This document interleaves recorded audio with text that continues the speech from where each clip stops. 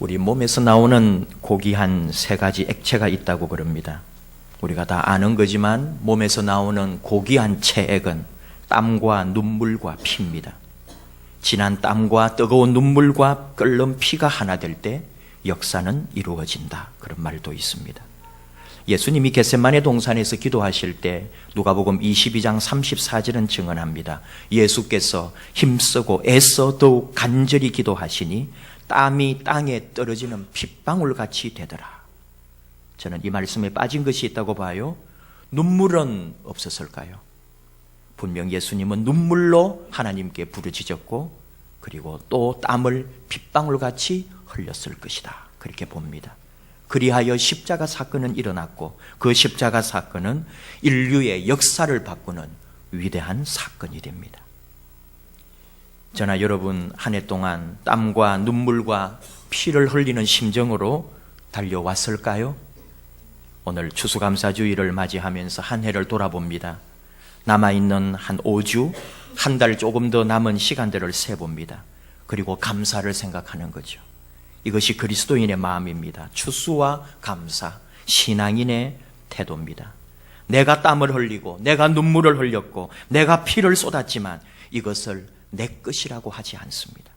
나의 존재, 나의 모든 것이 그분으로부터 있기에 오직 모든 것은 하나님의 것, 하나님께 감사합니다. 추수를 감사합니다. 한 해를 감사합니다. 이번 살아온 후반기를 감사합니다. 어떤 경우는 하박국의 심정으로 감사할 때도 있습니다. 비록 무화과 나무가 무성하지 못하며 포도나무에 열매가 없으며 감람나무에 소출이 없으며 밭에 먹을 것이 없으며 우리의 양이 없으며 외양간에 소가 없을지라도 나는 여호와로 말미암아 즐거워하며 나의 구원의 하나님으로 인하여 기뻐하리로다. 주 여호와는 나의 힘이시라. 나의 발을 사슴과 같게 하사 나를 나의 높은 곳으로 다니게 하시리로다. 오늘 추수감사주일입니다. 이스라엘의 절기를 통해 보면 추수감사절과 가장 가까운 절기는 장막절입니다. 장막절은 초막절이라고도 하죠. 이 기간은 지금의 달로 하면 9월, 10월에 해당됩니다. 이때 이스라엘 사람들은 장막 안에서 생활해야 했습니다. 우리 식으로 말하면 천막 생활을 했습니다. 이 천막을 풀이나 나뭇가지로 엮어서 만든 것을 초막이라고 하죠. 장막절은 또 수장절이라고도 하는데 이게 농사 지은 것을 거두어서 저장하는 절기다 해서 수장절이라고 합니다. 출애굽기 23장 16절 수장절을 지키라. 이는 네가 수고하여 이룬 것을 연말에 밭에서부터 거두어 저장함이니라 그랬어요. 이스라엘 사람들은 장막절을 절기 중에 절기라고 말합니다. 왜냐하면 다른 절기보다도 무엇보다도 기쁘고 즐겁게 지키는 절기였기 때문입니다. 무엇이 그렇게 즐거웠느냐? 조상들의 40년 광야 생활을 기념하면서 그 역사를 돌아보니까 의미가 있고 감람 나무를 열매를 얻고 포도 같은 것을 수확해서 저장을 하니까 즐겁고 또 무엇보다도 하나님께서 베풀어 주신 그 복을 감사하고 함께 누리니까 그리고 축제를 벌일 때니까 즐거웠던 거죠. 이 사람들이 신명기서를 얼마나 귀하게 생각합니까? 신명기 16장 13절에서 15절 너희 타작마당과 포도주 털의 소출을 거두어 들인 후에 이래 동안 초막절을 지킬 것이요 절기를 지킬 때에는 너와 네 자녀와 노비와 네 성중에 거주하는 레위인과 객과 고아와 과부와 함께 즐거워하되 네 하나님 여호와께서 택하신 곳에서 너는 이래 동안 네 하나님 앞에서 여호와 앞에서 절기를 지키고 네 하나님 여호와께서 네 모든 소출과 네 손으로 행한 모든 일에 복 주실 것이니 너는 온전히 즐거워할지니라.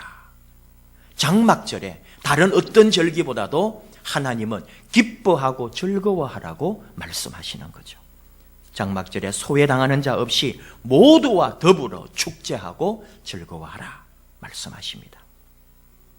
근데 또 그 어떤 절기라 해도 유월절을 다 기반으로 하는 거죠. 유월절이 없으면 장막절도 의미가 없습니다. 출애굽한 애굽의 종살이에서 벗어나 달려나온 그날을 잊을 수가 없습니다. 유대인에게는 주어진 경험이 있습니다. 하나는 집이고 또 하나는 유랑입니다. 집과 유랑 사이의 긴장이 유대인의 삶이다 이렇게 표현합니다.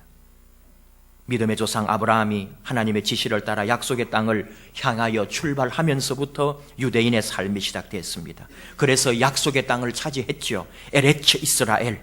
그 약속의 땅을 차지했지만 또 뺏깁니다. 잃어버립니다. 애굽으로 들어갔다가 그 애굽 이집트에서 포로 생활을 합니다. 다시 약속의 땅 가나안을 향해서 나옵니다. 그 땅을 차지합니다. 그러나 아시리아와 바벨론의 포로가 되고 그 땅을 또 빼앗깁니다. 그러다가 포로에서 돌아와서 또 땅을 차지하고 또 잃어버리고 2000년 동안 전 세계를 유랑하다가 1948년 영국 신탁 통치가 끝나고 이스라엘 국가를 선포하면서 다시 땅을 차지하게 된 거죠. 땅과 유랑이 이스라엘의 역사입니다.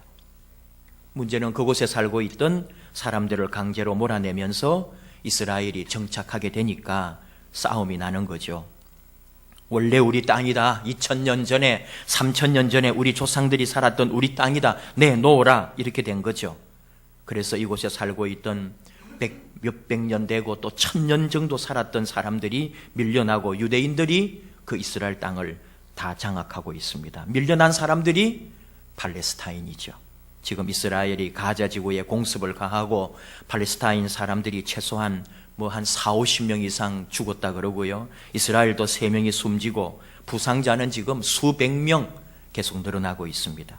어젯밤이나 또 오늘 상황 어떻게 될지 모르지만 더 큰 전쟁으로 치닫지 않도록 국제사회는 희망하고 있습니다. 전쟁의 배후에는 네타냐후 이스라엘 총리가 내년 1월 총선을 앞두고 전략적 주도권을 잡으려고 한다, 이렇게 보는 견해가 있어요. 무장세력 하마스를 좀 무력화하고 국제사회로부터 고립시키는 의도도 있지만 결국은 네타냐후 총리가 이번 전쟁을 통해서 하마스를 향하여는 강력한 자기의 어떤 의지를 나타내 보이고 또 자신의 강력한 지도자 이미지로 집권당 리쿠드당의 지지율을 끌어올리려고 하는 게 아니냐, 유대인을 좀 적대시하는 쪽에서 비판하는 견해가 있어요. 우리는 유대인을 잘 모릅니다. 그러나 하나님의 말씀을 배우고 하나님의 말씀을 듣고 하나님의 말씀 안에 살아가야 될 우리들은 그 유대의 역사나 문화나 사상을 알지 못하면 성경을 더 깊게 이해할 수가 없습니다. 그래서 유대에 대하여 이스라엘에 대하여 끊임없이 우리는 관심을 가지고 있죠. 오늘 주신 말씀도 예수님이 유월절을 지키는 모습입니다. 그리고 그 이어져서 이제 유월절을 제자들과 함께 보내고 겟세마네 동산에 가서 기도하시고 그리고는 잡혀가서 신문을 당하시고 십자가에 달려 돌아가시게 되죠. 오늘 말씀은 그 유월절을 지키라고 준비하고 있는 모습, 그 모습이 오늘 말씀입니다. 유대인에 대해서 좀 더 생각해 보면은 유대인들은 유월절만큼은 철저하게 지킵니다. 지금도 세계 어느 곳에 있든지 유대인 가정은 유월절을 지킵니다. 예루살렘 성전이 파괴됨으로 더 이상 짐승을 희생하는 피해 제사는 할 수가 없죠.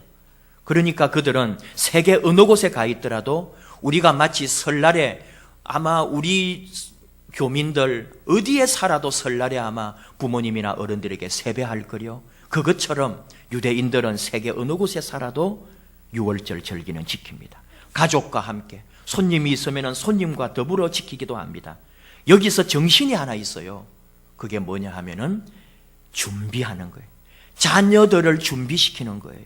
2시간에서 3시간 정도, 평균 2시간 반 이상 그 유월절 만찬이라 그럴까요? 그 가족들이 유월절을 지키는 행사가 있어요. 그 주어진 책대로 유월절 예식 책을 보고 아버지가 진행을 합니다. 그게 2시간에서 3시간이 걸립니다. 갓난 아기가 아니라면 모두가 다 식탁에 둘러 앉아서 유월절 예식을 지키는 거예요. 근데 이게 뭐냐? 이 유월절 절기를 지킴으로 조상과 우리가 이어지고 부모와 자식이 이어지고 또한 나아가서 영원히 유대교가 또는 이스라엘의 역사가 이어지기를 준비하고 있다는 거예요. 그래서 이스라엘이 또는 유대인들이 살아남았는지도 모릅니다. 대대로 유대의 종교와 전통과 말씀을 전수하고 있다는 거죠. 여기서 하나 발견하는 것이 바로 준비입니다.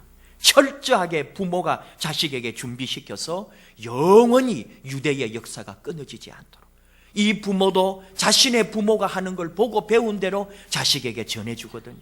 그 자식은 또 보고 본 대로 그들의 자식에게 또 전해줄 거예요. 그 유월절 예식은 유대인이라면 영원히 사라지지 않는 거예요. 준비시키고 있다는 거죠. 오늘 예수님도 베드로와 요한을 보내어서 유월절을 준비하라고 하십니다.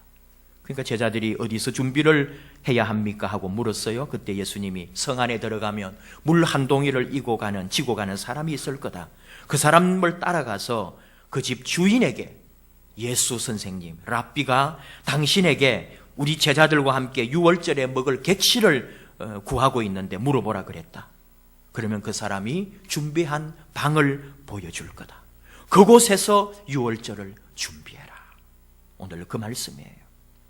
오늘 우리는 이 집의 주인도 모르고 물동이를 이고 간 사람이 누군지도 알 수 없습니다. 예수님은 굳이 이 사람들을 밝히려고 하지도 않습니다. 그래도 우리가 한번 추측을 해보면 예수님을 아는 사람이 아니었을까? 또 우리가 더 많은 지식을 가지고 있어요. 마가 요한의 집이 아닐까? 초대교회 성령 강림의 역사가 나타났던 그 마가 다락방이 아닐까? 이런저런 추측을 하는데 분명한 것은 이 사람들 집 또는 이 사람이 예수님을 사랑하고 믿었다는 사실입니다. 이것만큼은 분명할 거예요. 예수님을 위해서 자기의 집을, 장소뿐만 아니라 먹을 것, 마실 것, 모든 음식을 아낌없이 제공했다는 사실입니다. 유월절 다락방을 찾아오실 예수님을 위해 준비했던 그 주인, 그 사람의 마음, 그 헌신을 우리가 생각해 본다 이거죠. 우리 인생도 그렇습니다. 우리 인생도 준비한 만큼 지금 열매를 맺고 있어요. 어제 인터넷에 보니까 그 사진도 같이 있던데요.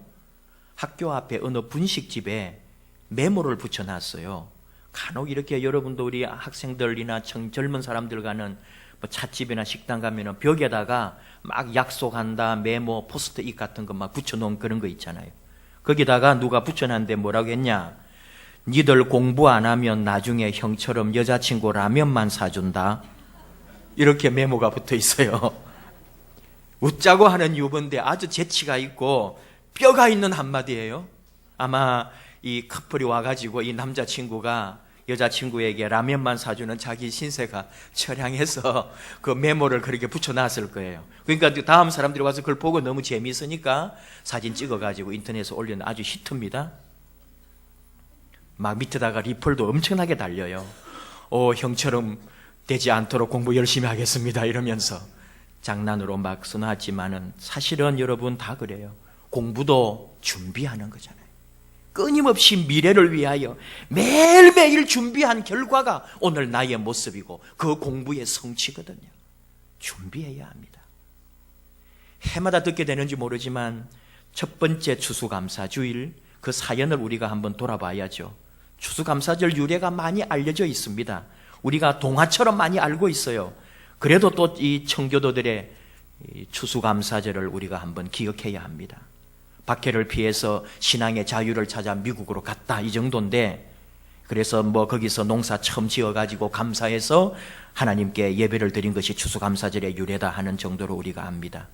또 여러 모양으로 들어본 소리가 있겠지만 또 한번 돌아보면은 퓨리턴이라고 하죠. 1559년 영국 엘리자베스 1세 때 모든 종파는 국교회로 들어와라. 지금의 이제 영국의 성공회가 되겠죠.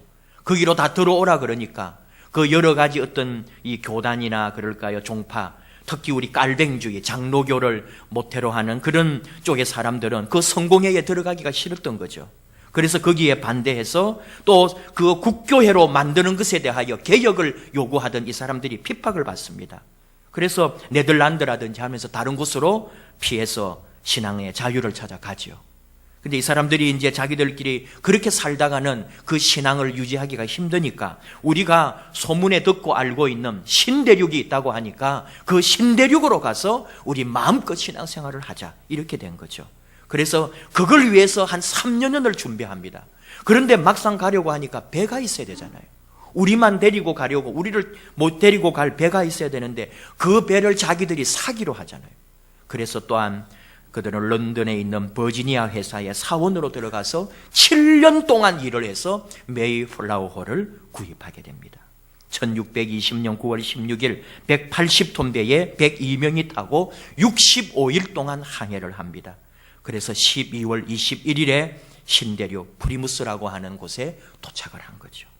풍랑을 만났고 식량난이 있었고 고생도 많이 했고 겨울에 도착을 하고 보니까 먹을 것이 하나도 없는 거예요. 그러니까 그 겨울에 결국은 44명이 어린아이를 비롯해서 죽게 되는 끔찍한 일을 당합니다. 그래도 또 그 신대륙에 살고 있던 아메리카 인디언들과 함께 화친을 맺었고 옥수수 심는 법을 배워서 옥수수 농사를 지어서 그리고는 그 농사에 수확한 1년 후에 1621년 10월에 그 옥수수 수확을 감사하면서 축제를 벌인 것이 추수감사제가 된 거죠. 저는 다른 게 아니에요. 오늘 우리 말씀의 주제를 생각할 때에 이 추수감사주일이 이루어지게 된 결과, 그들의 출발이 있었고 그들의 신앙이 있었고 그들의 움직임이 있는데 그게 뭘까요? 배를 준비한 거예요. 신대륙으로 가기 위하여 준비하고 7년 동안 그 회사의 밑바닥에서부터 일을 하고 돈을 모아서 배를 사가지고 그랬기 때문에 신대륙으로 올 수 있었고 추수감사제도 누릴 수가 있었던 거죠. 준비했다는 거예요. 긴 시간을 오랫동안.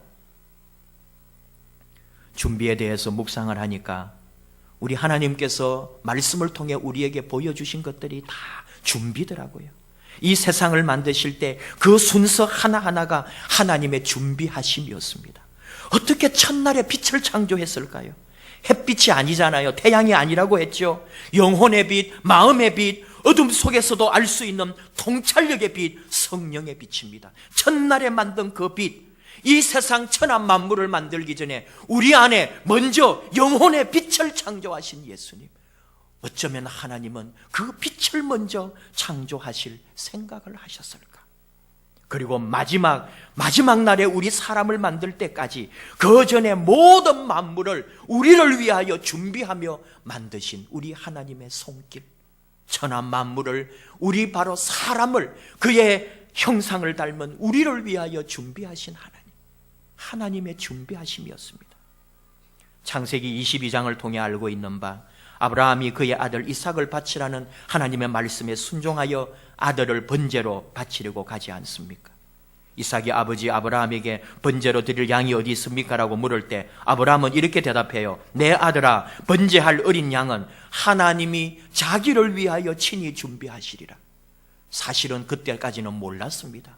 하나님이 어떻게 하실지 아무것도 몰랐습니다. 그러나 정말 그가 말한 그대로 하나님이 자기를 위하여, 창세기 22장 13절 14절, 아브라함이 눈을 들어본 적 한 순양이 뒤에 있는데 뿔이 수풀에 걸려 있는지라. 아브라함이 가서 그 순양을 가져다가 아들을 대신하여 번제로 드렸더라. 아브라함이 그 땅 이름을 여호와 이레라 하였으므로 오늘날까지 사람들이 이러기를 여호와의 산에서 준비되리라 하더라. 저나 여러분 인생에 여호와의 산에서 준비되리라 하는 말씀이 이루어지기를 축복합니다. 추수감사주의를 맞아서 이 감사를 생각하면은 감사는 억지로 만들어지는 게 아니라는 거죠. 항상 기뻐하라고 하신 것처럼, 쉬지 말고 기도하라고 하신 것처럼 범사의 모든 일에 매 순간에 자연스럽게 믿음 안에서 감사가 습관처럼 형성되어야 합니다. 그때 감사는 나의 것이 되고 무슨 일을 만나도 감사하게 됩니다. 오늘 우리 중에는 추수감사주일 예배를 드리면서도 마음에 평안이 없을 수도 있어요. 또는 불만이 있을지도 모릅니다. 올해는 왜 이렇게 어려움이 많은지, 올해는 왜 이렇게 안 풀리는지, 거기다가 이것저것 생각하면은 이 교회에 와서도 모든 게 눈에 거슬리는 거죠. 교회는 또 왜 이래? 기독교는 왜 이래? 그러나 여러분, 우리의 신앙은 그럼에도 불구하고의 신앙이에요. 기독교는 그리 아니하실지라도의 신앙입니다. 우리 생각을 바꾸어 보는 거죠. 가을을 주신 하나님, 구름 한 점 없는 이 맑고 청명한 하늘을 주신 하나님, 내 인생에도 구름 한 점 없는 하나님의 나라가 열릴, 회복시켜 주실 것을 믿습니다. 오늘도 이렇게 아름답게 장식된 우리 교회의 예배당을 바라보면서 하나님께 감사하고 우리 하나님을 예배하는 그 믿음이 다시 새록새록 솟아나기를 원합니다. 미운 사람도 있을 수 있고 마음에 들지 않는 사람도 있겠지만 우리 인간의 마음은 영원하지 않아요. 좋은 것도 영원하지 않지만 나쁜 것도 영원하지 않아요. 이것도 지나가리라. 우리 교회 생활하면서 신앙생활하면서 저나 여러분 깨달은 게 얼마나 많습니까? 우리가 예수 믿으면서 깨달은 게 어디 하나 둘이겠어요? 믿음대로 말씀대로 한번 살아보자. 예수님 똑바로 믿어보자. 결국은 믿음이 나를 변화시키고 감사가 내 인격을 만들어 갈 거예요. 무엇보다도 내 영혼을 아름답게 가꾸는 것은 사랑이고 감사고 눈물이고 기도고 화평인 줄 압니다. 하나님께 모든 영광을 돌리는 겸손이 우리를 변화시킬 줄 알고 있어요.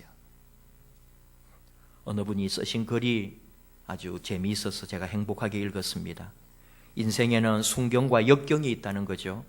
역경에 처하면 마음이 고통스러워서 감사가 나오지를 않는다는 겁니다. 우리가 다 아는 얘기입니다. 근데 이분이 KTX 고속전이철을 타고 가면서 깨달은 얘기를 해요. KTX에는 순방향 좌석이 있고 역방향 좌석이 있잖아요. 처음에 막 그것 때문에 말도 많았어요. 뭐 어떤 사람 뭐 구토도 하고 막 어지럽고 기절한 사람도 그때 한 명 있었어요.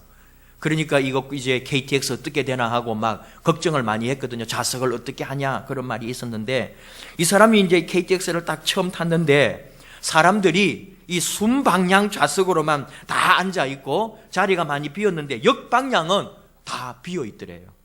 그래서 이게 어느 정도가 어지럽고 그러기에 사람들이 저렇게 싫어하나 해서 자기 자리가 아니지만은 비어 있으니까 이분이 가서 한번 앉아봤다는 거예요.